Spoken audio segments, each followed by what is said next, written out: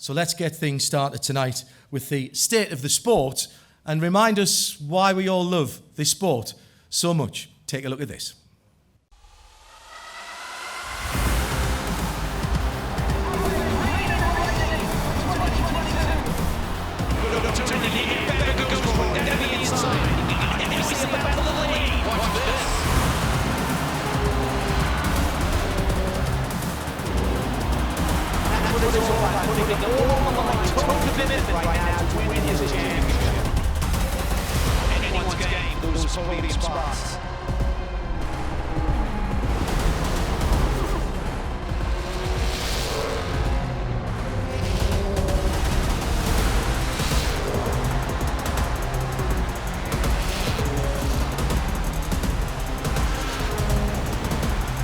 This championship never disappoints.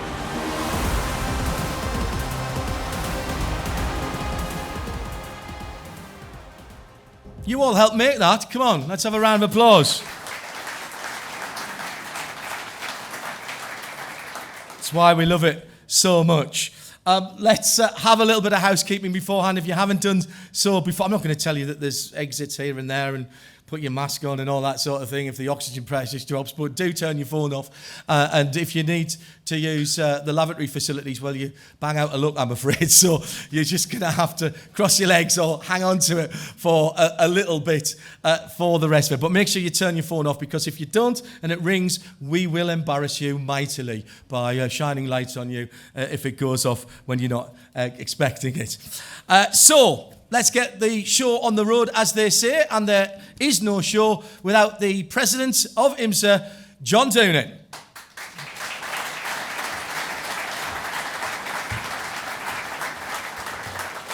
John, thank you for being with us, and thank you for all the hard work that you and the team have done over the last couple of years.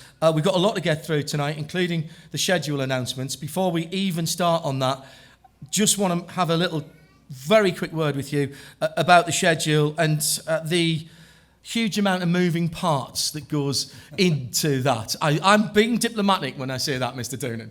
You sure are, and first of all, thank you all for coming. This place is packed, so I appreciate everybody being patient with us to get as many people in the room as we could.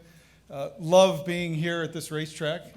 Spent a lot of time here as a little boy playing with my Matchbox and Hot Wheels cars in the dirt, and thrilled to be back here at a place that's so special to me and my family, and thrilled to have you and your whole staff back here on site as well, John. But you're right, getting to the end of tonight's presentation and to the schedule is always challenging, but I think forever in a day, our staff believes this might have been one of the toughest years in recent memory, just given the overall global motorsports calendar, our interest in not having conflicts for our stakeholders that race in multiple championships, major milestones in the world, like the 100th running of the Le Mans 24 and many other factors, television, climates in certain geographical locations. So not an easy task, but know that we've taken into consideration all of our stakeholders, drivers, teams, corporate partners, and certainly our auto manufacturer partners in the process. In fact, our official partners up on the screen now, and a very big weekend, for example, for WeatherTech this weekend, John. Yeah, it sure is, and this entire slide is to be commended. Over the last 2 years, we were all through a lot of challenges, as you pointed out, and not one of these partners left this community. And I know on behalf of our entire staff, and I think this entire room, I'd like to take a moment to thank them for their dedication, their commitment to stay with us through some very tough times, and to add a few new names to this list.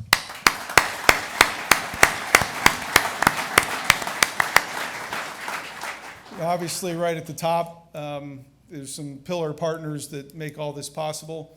The folks at WeatherTech, the McNeil family, and all they've done for our sport, for IMSA, for this facility being their spiritual home from being down in Bolingbrook in the Chicago area. President of WeatherTech, Pat Womack, a racer himself, is with us, so thank you, Pat.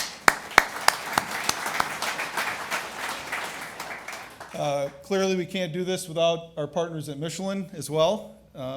We got a little ahead of ourselves here, didn't we? No, it's all right. We have with us all the way from Clermont, France, Matthew Bonardel. Matthew, thank you. Matthew's the Global Director of Motorsports for the Michelin brand. And our new Director of Motorsports for the North American brand, Jason Anzalone, is with us, taking over for Tony Menard. So, Jason, thank you. You know, WeatherTech, I think, has 600 employees here, and I think Michelin has probably 600,000 tires here this weekend across all the championships. But thank you all very much. You know, there's some other partners you can highlight throughout the list there. Motul, of course, not only a series partner, but Motul Petit Le Mans is not possible without them. A brand like Recaro sees the IMSA platform as a place to showcase their automotive road car technology, as well as what they can do on the racetrack. A couple of partners I'd like to highlight in particular that are somewhat new, but have a real distinct philosophy about why they participate here in IMSA as a place to do business. New to us is CrowdStrike. Many of you drivers and team owners have raced with and against George Kurtz, but CrowdStrike uses IMSA as a place to engage with their current and prospective customers, and they do events around the IMSA events in order to be a participant, but also do business here at the track and away from the track. Same with Konica Minolta. Micah Monte and his team use this community as a place to do business and believe it's a place to entertain current and future customers. So we sure appreciate all their support. John, as far as the automotive partners are concerned, the list is long, it's varied, and it has some of the biggest automotive names in the world. There'd be motor shows that would be delighted to have all of our partners here, and they're all in the paddock. Yeah, when you do the math, there's 18 automakers that have chosen to use IMSA as a marketing platform.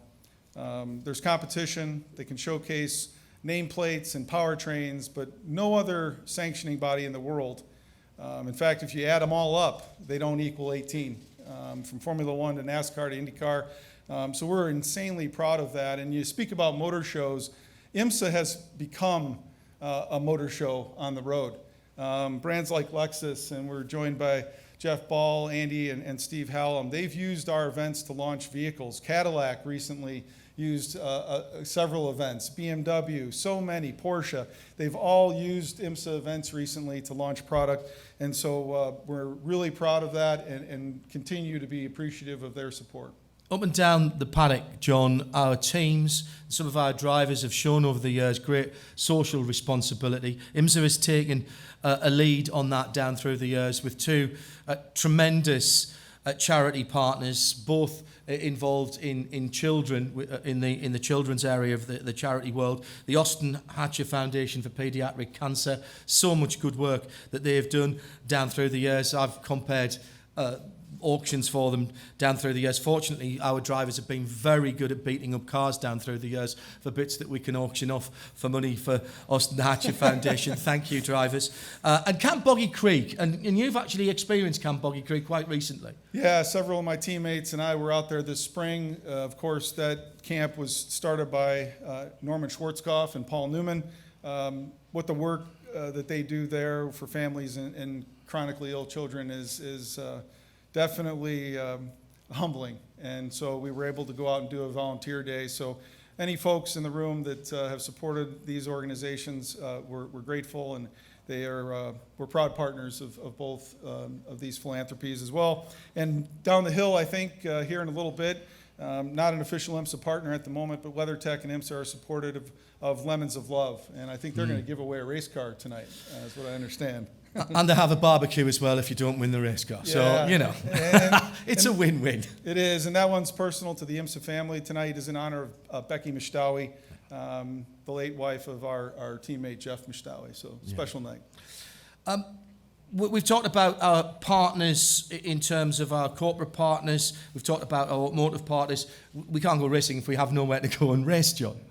Yeah, without a doubt, we have our current IMSA track partners on the screen. The men and women that manage these facilities to host us each and every year are to be commended, because we've rolled into some of these places in the last couple of years with no fans.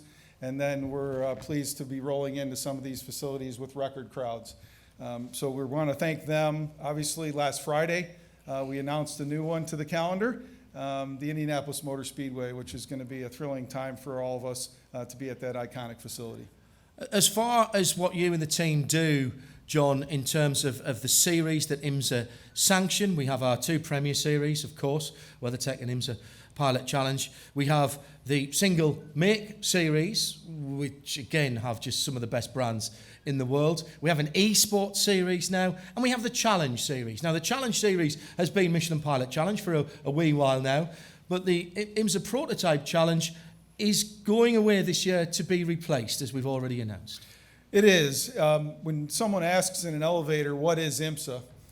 You've got X number of floors to describe it. And we have a saying in the office that IMSA is the place where the auto industry competes on a cost-effective basis and entertains our audience. And clearly the WeatherTech Championship, the Michelin Pilot Challenge are the ones that get the fame in our broadcasts on linear television and in streaming.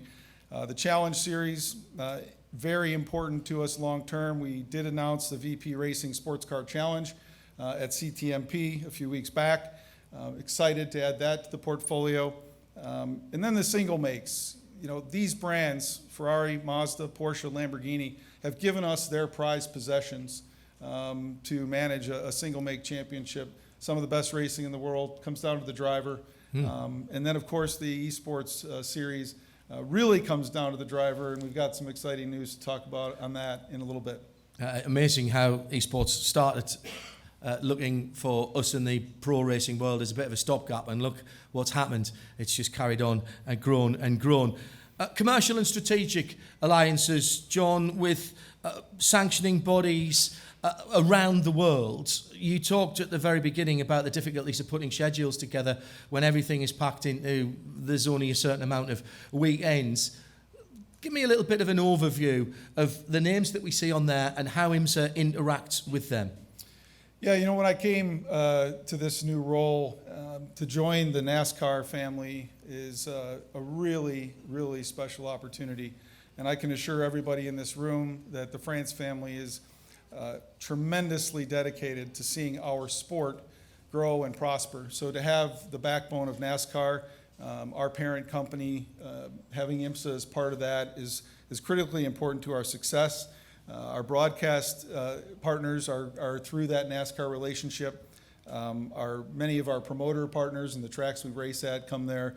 And so we're really thankful to have that as our foundation. Clearly, the ACO and our relationship with the ACO over the last several years has produced global convergence in the top category. Many of our class structures and this class platforms are thanks to that strategic alliance agreement. So we're thankful to Pierre Fillon and Frédéric Lequin from the World Endurance Championship. SRO, we just announced an extension with Stefan Rattel around the GT4 platform, which has been such a critical part of the Michelin Pilot Challenge. Same goes for what the VP Racing Sports Car Challenge is going to be. We're going to have GT4 cars and LMP3 cars there. We're about to renew with Marcello Latti and the folks at WSC around TCR. And then, of course, we need to fill the pipeline with the next generation of racing official, corner marshals, and we have a terrific partnership with Mike Cobb, Eric Prill, and the SECA around training that next generation of leadership. That's now. Lots of things potentially happening in the future, including something that I know you're really excited about, because you get to go back to being with a team again as Garage 56 takes a NASCAR Next Gen Cup car to the home of endurance racing at Le Mans. Yeah, Kristen has asked me several times in this new role, you know, do you get nervous before the races now? And I said, well, I have a different kind of nervous. I want a safe show, a good show for the fans, but I don't have anybody specifically to root for anymore. But now, next June, thanks to our partnership with the ACO, we get to take the new NASCAR Next Gen car to Le Mans as part of the Garage 56 program. We're excited about that. We've got Hendrick Motorsport, we've got Chevrolet, we've got Goodyear as along for the ride, so we're really excited about that. All pillar NASCAR partners over the years.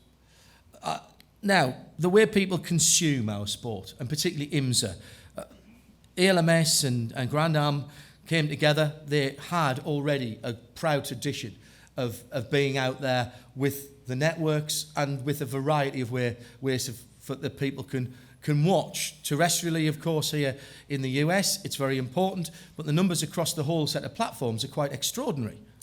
It is, and back to NASCAR being our parent company, thanks to that, we have the NBC relationship, which has given us a significant lift and opportunity to send our content to many different channels. Our partners, our teams, the team's partners, this relationship is incredibly important, and linear television continues to be the foundation of value there. But we're seeing a tremendous lift in the way people take the content in through streaming. And of course, you and your team have played a critical role in getting that story told. Adding USA was terrific to add additional households, but what we're seeing in terms of lift around streaming is really extensive, especially in Peacock, where we're up, plus 400% in the viewership. And as we'll see from the next slide, the metrics are all up on the year, and some of the numbers are quite stunning. 69.5 million, near enough video views. I'm obviously looking at the radio, 7.3 million connections last year, which was almost a quarter up for us. But everything is up across the board, John. It has been strong. I think socially we reached the 1 million milestone, but we've also added 200,000 in the last 6 months. So we're really proud of that number. And as you say, you and the IMSA radio team have really helped us on the IMSA TV side to get those numbers up as well. There's a saying in racing, if you're standing still, you're going backwards. So in terms of moving forward, where does IMSA focus and what initiatives can we look forward to going forward in 2023 and beyond? Well, a year ago, we stood here in this same room and announced the IMSA Diverse Driver Development Scholarship. We're pleased to be able to award that last fall to Jaden Conright. He's been running in the IMSA WeatherTech SportsCar Championship. This is our intent on giving opportunities for drivers that come from diverse backgrounds, thanks to partners like Michelin, VP, OMP, Bell, Recaro, LAT Photo, the opportunity to give the next generation of young talent an opportunity to grow in our sport. We're also pleased to announce we have our new class of finalists that are up for that scholarship for this year. A couple of them competing this weekend, Sebastian Carrazzo and I believe Bryson Liu are on track with us this weekend. So best of luck to all the finalists. And reaching a new audience to bring the potential next generation in, whether it's through the diverse driver development or just getting people perhaps who wouldn't have been into motor racing before, let alone endurance racing. That esports connection that we talked about, so important, not just through iRacing and people who take it very seriously, but through the platform games and that sort of thing. And IMSA is shining in those areas. We sure are. In all of these platforms, there's no other sanctioning body that has as much representation in terms of, I would say, facilities, and definitely the race car platforms that are here. Most notably, we've just added Gran Turismo and Nitro Nation to the list. But as you point out, John, iRacing got us through a really difficult time. So much so that I was sitting in the kitchen watching the first race there from Sebring in 2020, and my son walked in and said, I didn't think you guys could race. And because of the call, because of the way the realism is in these platforms, it's hard for people to tell the difference. And we're going to take it to a new level, giving professional sim drivers the opportunity to compete in a new championship. Let's take a little look at what it all looks like in terms of the esports.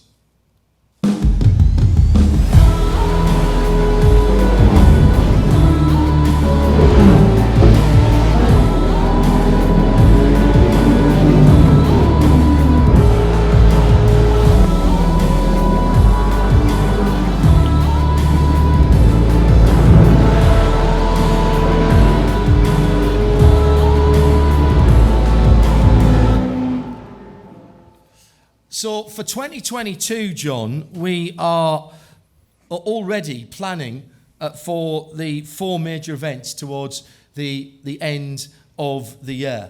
And this will form effectively a championship. Well, we'll have GT3 and TCR platform cars competing, and as soon as the checkered flag falls at Motul Petit Le Mans, we're going to go right to Michelin Raceway Road Atlanta to kick off the season. We're going to visit WeatherTech Raceway Laguna Seca. We're going to go to the Brickyard, Indianapolis Motor Speedway, and close it out at Daytona International Speedway, our racetrack right across from the office. So the esports drivers get to race Indianapolis before the IMSA drivers do. Okay. That's right. I like that. I like the way that moves. Right. Big key point of sports car racing down through the years. If you think about how sports car racing started and endurance racing started, it was normally town to town or point to point. Le Mans came along, of course, in 1923.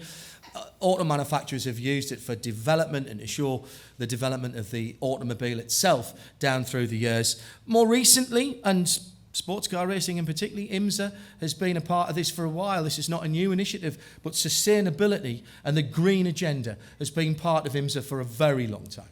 It sure has. I was fortunate to participate in programs that brought some unique fuels to the table, working with our longtime partners at the EPA, the Department of Energy, as well as the Society of Automotive Engineers. And we're pleased this evening to have with us representatives from 2 of the organizations, the Environmental Protection Agency. Please help me welcome Carl Simon. Carl?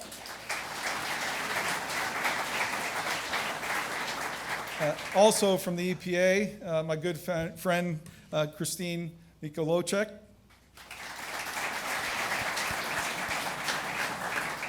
And from the Society of Automotive Engineers, Bob Gauss. Thank you, Bob.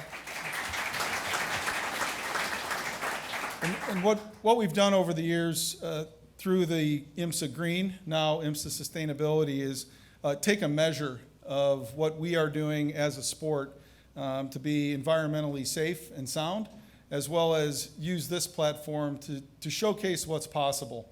Still perform at the highest levels, but also make decisions that are responsible, as you pointed out, for our environment.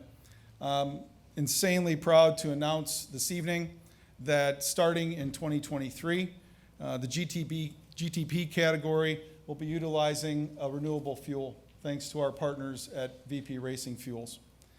It's no secret that in addition to the fuel side, we'll be adding hybrid technology to the GTP category as well, which enables us to achieve a 10% reduction in fuel consumption next year.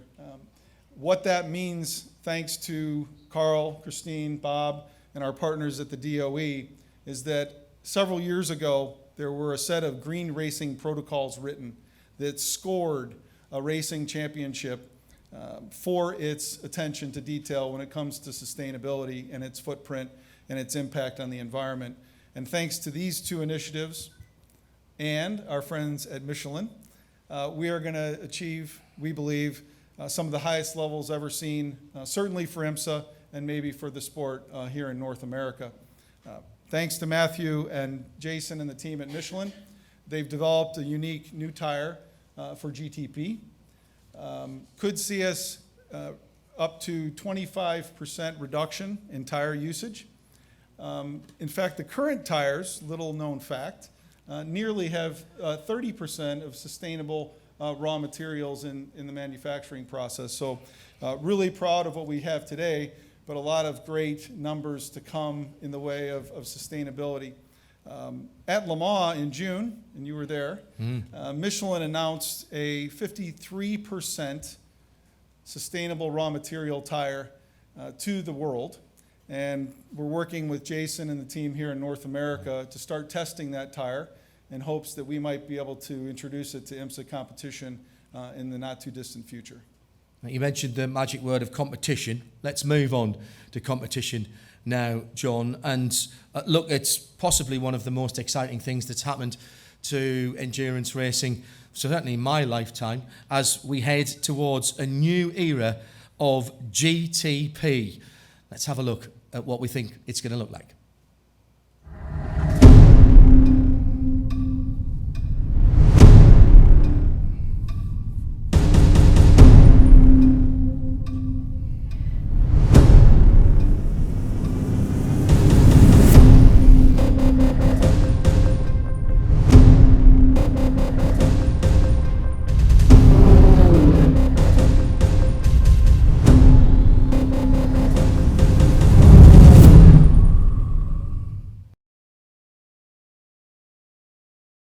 Well, you can clap if you want, ladies and gentlemen. I know it's pretty jaw-dropping, isn't it?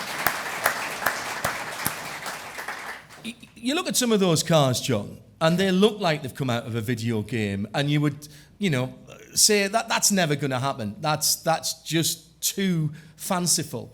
Those are the cars we've seen already. Lamborghini, who are not really backwards and coming forwards on their design for their street cars, we haven't seen their design yet, so that's going to be particularly bonkers, I'm sure, by the time it comes around in 2024. Those cars, jaw-droppingly beautiful, and they are real race cars. They sure are, and a few weeks ago, a journalist asked me what GTP meant to me, and for whatever reason, I just said it is the ultimate expression of these brands. When you look at Acura, BMW, Porsche, Cadillac, and of course Lamborghini and the commitment they've made, the cars are stunning, and they certainly speak to the brand, and that's a credit to Jim France and his vision to give manufacturers the opportunity to bring a prototype that speaks to the brand, whether it's the lighting, the styling, the power plant that they choose. These cars are going to be absolutely incredible. And it is a fact that our audience are very attuned to new technology and to race-proven new technology, which is good news for all those manufacturers. Yeah, as I said earlier, we want to be a cost-effective, entertainment-driven automotive industry marketing tool. This certainly gives us that, and thanks to our partners at Scarborough Research, 40% of our fans are more likely than the general public to buy an electrified vehicle. We will be hybrid electrified with GTP, and who knows what comes next after that. So, John, GTP is the Back to the Future, new name, old name for the top class. How does that fit in with the class strategy? Explain what we're seeing on the screen here. Well, the teams, drivers, manufacturers in the room know that our entire industry is based around homologation periods. It is our intent to give all of our stakeholders as long a runway as we can. We announced the LMDH technical regulations, which of course is our GTP category. We're strong in those homologation and regulation processes until 2027. We certainly have been proud of the lift we've seen in LMP2. Many European teams have come join us. I love when I see them and they've never been to any of these traditional iconic sports car circuits, so we're thrilled to commit again in 2023 to LMP2 as a key part of the WeatherTech Championship. Pleased also to announce that we'll continue to run LMP3 in its current format in the 2023 season. Those cars have integrated to the WeatherTech Championship. Some great teams that we know well from the IMSA paddock running up front there. So we'll continue to have the LMP3 cars with us. And of course, we took a leadership role with GT Racing back in January, and we're really proud of what GTD Pro and GTD have been for us, some of the best GT racing around the world. And pro racing there, so important for a lot of the OEMs, of course. GTD, lot of talk about what might happen in other series around the world and how driver rankings might affect that. How is IMSA reacting to that, and what stance IMSA taking on some of the things that are happening in other series around the world? You're 100% correct. There's been a lot of discussion globally about where we land relative to driver rankings in GTD. We put a lot of time and never make decisions in a vacuum in Daytona Beach. We spend a lot of time with our stakeholders, our race teams, our drivers, our manufacturers to determine what the best strategy is. I'm pleased to announce that we will be adding some enhancements to the bronze side of GTD, honoring probably one of the best bronzes ever in IMSA history, Bob Aiken. with the Bob Aiken Bronze Cup Championship. Some things will remain the same, some things will be adjusted. We've got some dedicated track time during our weekends for drivers in the categories where you'd see bronze or silver drivers. That will continue. We will have a race-by-race podium celebration for these drivers at every WeatherTech Sports Car Championship event.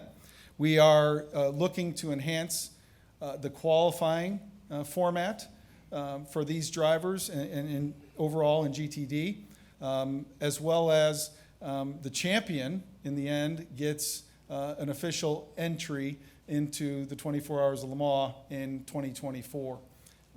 So besides the qualifying format, besides the dedicated track time, you get the big prize of going to Le Mans each and every year. Important to say here, John, this is in addition to the class strategy as we stand at the moment. So the makeup of GTD teams will not mandate a bronze driver. This class, of course, does mandate a bronze driver. 100%. And as I say, we will have more to come on a formalized adjustment to the qualifying procedures, as well as looking at drive time of this category as it relates to both the drivers who are platinum or gold, the drivers that are silver, and as well the drivers that are bronze.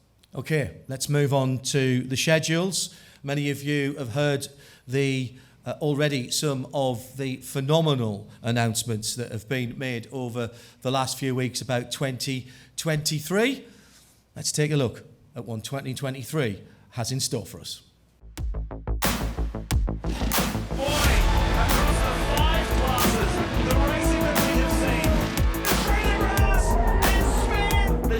Putting it all on the line, total commitment right now to winning this championship. Let's go!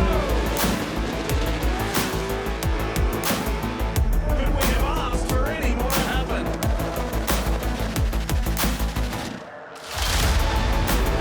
And we see a battle for the lead.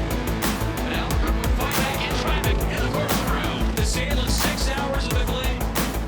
Wade Taylor Racing, they're looking outside, but a little closer this time.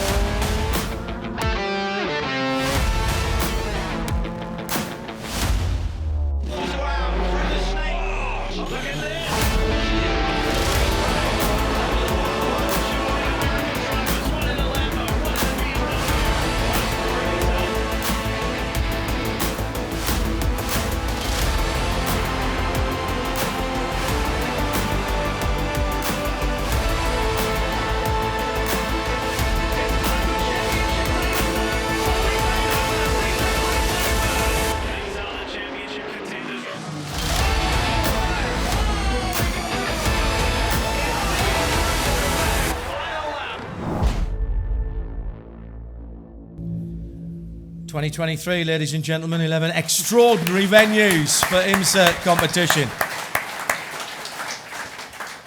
So, the IMSA WeatherTech Championship schedule, first of all, let's go through that. 11 venues for the top category, and spread out, as we've seen, throughout the year. Some changes, just slight movements to some of the dates. We've got the addition of IMS, Indianapolis Motor Speedway, of course. That's a big headline. Talk us through the rationale, John, of what the thinking is behind this schedule for 2023. Well, one of the first things when I had the opportunity to join IMSA was to go to Mr. France and Ed Bennett and say, hey, I think we need to run the Roar and the race back to back. And I think based on the feedback from the community, that's worked out decently well. One trip to Daytona, not two, especially for some of our international participants having to go back and forth around the world to participate. We're going to continue that, of course, for the 61st running of the Rolex 24 at Daytona. We're going to give the GTP teams a little extra time to move in prior to the Roar to get settled with the new technologies. Obviously, head down to Sebring for the Mobile One 12 Hours of Sebring, presented by Advanced Auto Parts, rather. And then, of course, the Western Swing. made a commitment to a lot of our stakeholders that we would run out west once, one trip, and we're going to go to Long Beach, I think 1 week later than we ran there last year, or this season. And then our partners at WeatherTech Raceway Laguna Seca have gotten some great support from the Monterey County folks here recently, a new front stretch bridge, potentially down the road a repave, and so need to give them a little extra time, but still one trip out west. I think several of our teams will be able to vote in California by the time they're done, because they'll be out there so long, or at least their equipment will be. But we'll be there in mid-May, up to Watkins Glen for the Salem 6 Hour at the end of June. And then additional feedback from the community, and appreciate the feedback because we do listen. We're going to have a week between Canadian Tire Motorsport Park and the 6 Hour at the Glen. Another change is an additional week deeper in July for Lime Rock Park. Had a great visit up there with Dickie Regal, Skip Barber, and the team recently, and appreciate the folks at FCP Euro coming on board for that event. Return here, so hopefully we're standing on this stage at the same time next year here at Road America. Then to VIR, and then of course last Friday's announcement to go back to Indianapolis. It's been many years since IMSA's been there, but Mr. Penske, Doug Bowles, and the entire team there are very excited to have us back. For the first time ever, they're going to open up camping in the infield, which is going to be great, and I'm praying for some beautiful autumn weather there in mid-September. A 4-hour pilot challenge race, as we announced last week, and an NBC network window for that race. And then, of course, the season finale at Michelin Raceway, Road Atlanta, Motul Petit Le Mans. It couldn't be anything else, John, could it? A very familiar look to that calendar, even if just a slight bit of movement on the dates and the spacings. No changes at all to the 2023 IMSA Michelin Endurance Cup. The 4 big races, the 4 long races, form that, obviously, on the dates that you've just talked about. That's exactly right, and we announced the 4-hour pilot race at Indianapolis next year with a plan for a longer WeatherTech Sports Car Championship race in 2024 and 25. More to come on that, but imagine some daylight into darkness racing at the Indianapolis Motor Speedway. It's going to be the first time we're going to all make history together. Looking forward to that as well. The schedule, of course, as people are used to now, not all of the classes. We're fortunate to have all 5 classes here this weekend. Not all of the classes at all of the races. There simply logistically isn't space to do that. There's not sensible to do that as well. So this is how it breaks down. You know, back to the opening questions and remarks, to move this Rubik's Cube or this chessboard around is not an easy task. We try to take into consideration the number of races and people's overall budget, travel plans, and making sure that we're sensitive to that from a race team perspective and a partner perspective. And so, this is how it lays out. Obviously proud to put the whole slate of classes out for Daytona and for Sebring. We take the GTP cars and both GT categories out to Long Beach. WeatherTech Raceway, we add the LMP2 teams into the mix there, back to all 5 classes. We go up to Canadian Tire Motorsport Park in July to add on LMP3 to that slate. Put on a great show a few weeks ago. Lime Rock Park, of course, both of the GTs, so a GT only there. Full slate here at Road America. VIR, again, continues their GT challenge that they've been so successful with, and the fans love there. All 5 classes at Indy, and of course, wrap it up at Petit Le Mans with all 5 again. Looks great, John. Looks great. I'm excited already. It's a big tricky. year. It's tricky though. You add all 5 classes, and the paddocks get pretty jammed. And when we have 4 series or 5 series weekends, it is difficult for our logistics folks and for all of you. So we appreciate the numbers, the quantity, but we want to keep the quality up. So we're very sensitive to that as well. Big year, as we mentioned, for GTP. 2 officially sanctioned tests. We know all the teams are going to be testing as much as they can, but 2 sanctioned, one just after Motul Petit Le Mans at Road Atlanta, then to Daytona in December. And the addition of something that, again, it's not a new idea. We've done this before in IMSA, the effectively early spring, late winter test for both the major championships in Sebring in February. Yeah, so the track sweepers aren't even going to be off the track at Michelin Raceway Road Atlanta. We'll have the GTP cars all there at the end of that weekend, first week of October. Simon Hodgson, Matt Kurdock, and our team have done a tremendous job getting these tests set up for the GTP manufacturers. We're going to do the same at Daytona in early December for the GTP cars, as well as maybe some GT cars at that test.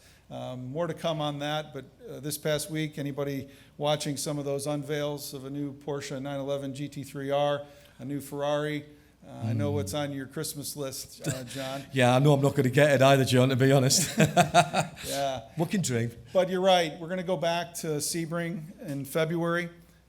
This has been a missing piece in my mind over the last many years. Again, sensitivities around budget, but people go testing anyway, so why not have an IMSA sanctioned test at Sebring between the Rolex 24 and the 12-hour to give people an opportunity to get on track, bring the WeatherTech folks and the Michelin Pilot Challenge. Let's move on to the 2023 schedule for the IMSA Michelin Pilot Challenge. Not unexpected, this, except for round 4 and round 7. Bit of a change here, John. Yeah, we're going street racing in Detroit with the GS category. This is all part of the Rubik's Cube I spoke of earlier. Because of the global motorsports calendar, because of wanting to be good partners with our friends at the ACO relative to their centenary, because we want to be good partners to so many of our teams and manufacturers and drivers that compete at Le Mans in this one-year window, we found an opportunity, thanks to Chevrolet, who is a key partner at that event, to take the GS cars. So imagine the great racing that we've put on Belle Isle, move it downtown, put the GT4 cars, the Camaro, the Supra, the Ford Mustang. It's going to be an insane show there as they return downtown Detroit. Street cars for a street fight, John. That's right. Headlines writing themselves there. That gives you the opportunity to headline the TCRs at Lime Rock, so they'll get their own run there. It sure does, and you'll see here in a minute, we hope to add another championship there, which will more to come on that, but it's going to be a very unique weekend at Lime Rock. Of course, the WeatherTech Championship, the Michelin Pilot TCR category, but we have a little twist we're working on, and we'll be able to announce something here in the coming weeks. Well, we mentioned the new challenge series, and that's where we go next, the VP Racing SportsCar Challenge, with 6 events on the 2023 schedule. Sprint racing format, but still multi-class racing. So important for drivers in both prototype and GTs to get used to being in multi-class racing. Yeah, there's no doubt. We, again, used feedback from stakeholders and teams to make the decision to move to the VP Racing Sports Car Challenge. Multi-class racing, critical in developing the next generation of drivers that want to aspire to be in the WeatherTech Championship or in Michelin Pilot GT4. We're going to kick it off at Sebring as part of the WEC's prologue. Gives teams a little bit of a runway to put their programs together, not kicking off right away at Daytona, but give them a little bit into late first quarter to do that. Obviously go west to WeatherTech Raceway Laguna Seca, up to CTMP, VIR, Michelin Raceway Road Atlanta, and wink, wink, a TBD. Wink, wink. Okay. I think you threw a bit of a hint out before, John. You'd be hopeless playing poker. You really would. The format of this event, of this new championship, the VP Racing Sports Car Challenge, been discussed with the paddock. It's effectively been asked for. And these 2 45-minute events, races at the weekend with one qualifying session. We've seen it work in other championships where the first lap, think of the Porsche Carrera Cup North America presented by Visit Cayman Islands. The first qualifying lap sets you grid spot for race 1, the second for race 2. No pit stops, so there's a saving there, coming back to what you were saying earlier on. P3 and GT4, obviously globally recognised classes. Yeah, and I think given performance characteristics of the two platforms, their ability to race, really encouraged by what kind of a show we're going to be able to put on here. And again, given customer feedback, there's an LMP3 opportunity in endurance with the WeatherTech Championship that'll continue. And then, of course, an opportunity for multi-class racing in a sprint format. So really excited about this and can't wait to see what the community ends up doing in terms of entries and what we see on the grid there at Sebring for the first race. You mentioned the one-make series, John. IMSA has an embarrassment of riches with the one-make championships. Any sanctioning body would be pleased to have any single one of the championships that your team looks after. We'll kick off the schedules for those championships with the Ferrari Challenge North America. 6 events under IMSA control, plus the Finale Mondiale. Yeah, I've had the opportunity last fall to go to Italy for the Lamborghini Super Trofeo finale. Pleased that I'll be able to go back this fall to see the Ferrari Challenge World Finals. Exciting, terrific partnership with Louis, Matt, and the entire team here in North America, and of course Antonello Coletta and everybody over in Italy. It's been a great platform for us. They announced their schedule a few weeks ago, but wanted to reinforce it here this weekend. And the other Italian mark that IMSA looks after, no less dramatic, as we were talking about early on, the new cars that we've had for a season or so here in North America are absolutely stunning, so quick, so loud. 5 IMSA sanctioned race and their world final. That's the 6th event. Yeah, hard to believe, and congratulations to Chris Ward. 10 years with IMSA in the Lamborghini Super Trofeo. As you say, loud and fast, and excited to see what they've done up on the shelf this weekend with their paddock and their hospitality. And I would be also remiss if I didn't mention, as you said, our partners at Porsche. The Porsche Carrera Cup North America has been also a huge success for us. Set a record field ever in the world for Porsche Carrera Cup back at Sebring. So we're thrilled to have them in our portfolio for 2022. And they'll be announcing their schedule in due course. But we couldn't we couldn't talk about single make without finishing off with the 2023 Idemitsu Mazda MX-5 Cup, the championship where pretty much all the pro teams come to the wall to watch what's happening because there's so much going on. Another 6 double headers, another 7 rather double headers, 6 of which are up on the screen now. Yeah, I actually was going to say some of the most boring racing on the planet. Hardly worth me getting excited. Yeah, I mean, no close finishes, no passing, but obviously near and dear to my heart in my previous life. But the Mazda MX-5 Cup, we're thrilled to have them in the portfolio. They also have a TBD, so more to come. But they're going to be kicking off again on the big track in Daytona. The draft fest that is Daytona. 23 cars in the draft for the lead. 8 cars. You know, you should do that professionally. Do you think so? You're not so bad. Give it a go maybe once in a while. I'm a shy and retiring type, to be honest. We're thrilled to have them back, and they've got some great ideas about how they can enhance their program and where they race. They put on a great show here a few weeks back with NASCAR, and I think showed the NASCAR fans some interesting racing as well. That was great fun. I got to call that one as well, or those 2 as well. So here's how it all pans out, John. Everybody will be taking notes at the moment. Of course, there will be a press release coming. coming. I thought you told them to shut their phones off. Yeah.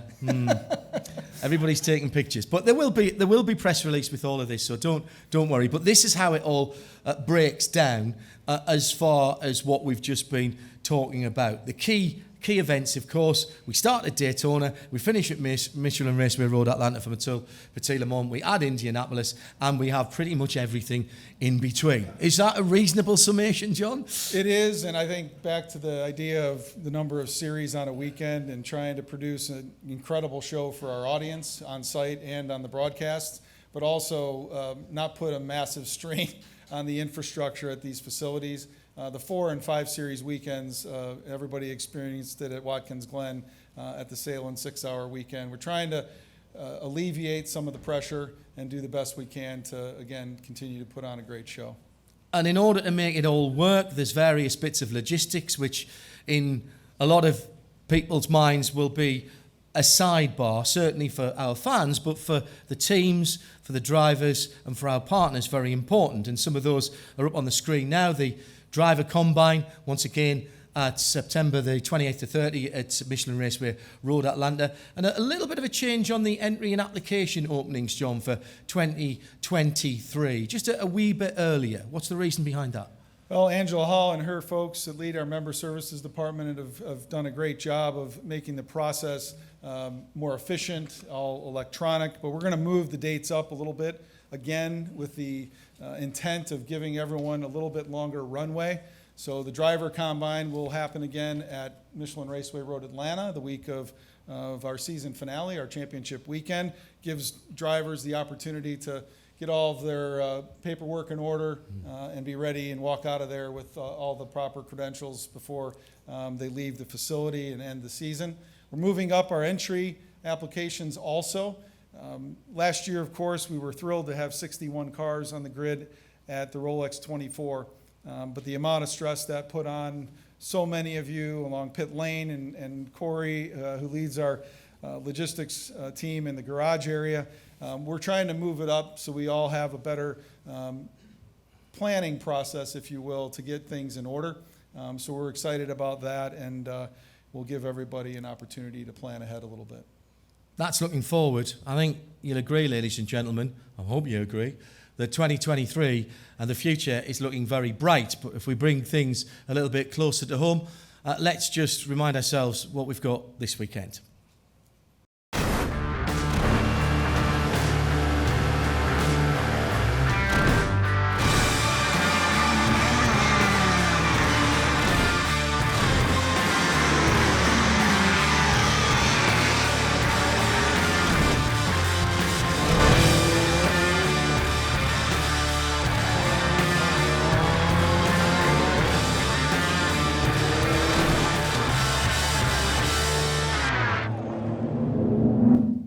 So that's this weekend, and then we end the season this year with our end-of-year banquets. We sure do. We'll again celebrate all of our champions for the Michelin Pilot Challenge Awards on Friday night, September 30th. We'll return to a Sunday evening celebration for the WeatherTech Celebration of Champions. We'll move back to the Chateau Elan Winery. Finally, back in person, no green screens. So we're excited about that and get everybody back on the road, unless they're testing a GTP car on Monday. They'll be able to get out of town on Monday. You've teased a couple of things, John. There's one more that is mouth-watering for me. A digital Hall of Fame. Do you want to add something to that? Or are you just going to leave that hanging and let us wonder what it all might be? No, we're very excited about this. This is also a way for us to celebrate our past while we're making new history, somewhat like we do with HSR, the Historic Sports Car Racing Group that we acquired back in January. But we're going to launch a digital Hall of Fame to celebrate our past champions, some of our most iconic cars. We'll be announcing that very soon with that first induction class to be presented in January around the Rolex 24.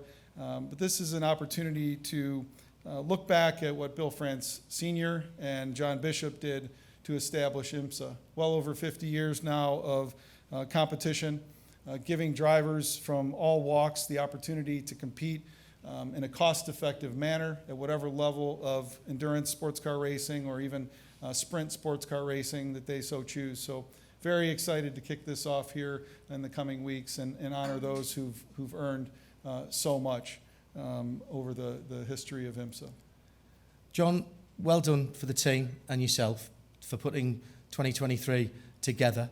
A final reminder of what we have this weekend and the fact that we've added USA Network to the broadcast this weekend, and that will go live at noon Eastern.